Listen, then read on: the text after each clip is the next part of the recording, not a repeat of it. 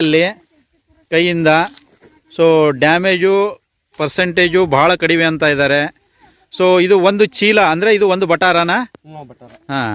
So minimum ಒಂದು 60 kg ಮೇಲೆ ಬರುತ್ತಾ ಇದು? 60-65 ಬರುತ್ತೆ. ನೋಡಿ ಇದು ವೆಲ್ಕಮ್ ಸೀಡ್ಸ್ನ 34 ಪ್ಲಾಟು.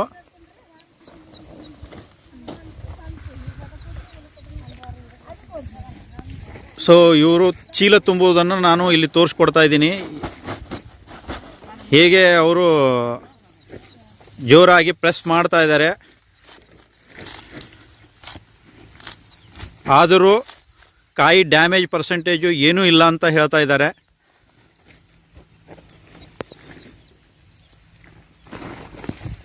ಸೊ ಫುಲ್ಲು ಇದು ಮಾಡ್ತೀರಲ್ವಾ? ಹೌದು ಸರ್, ಫುಲ್ ಟೈಟಾಗೆ ತುಂಬ ಕಾಯಿ ಫಿಟ್ನೆಸ್ ಬರೋದು ಕಾಯಿ ತುಂಡಾಗುತ್ತೆ.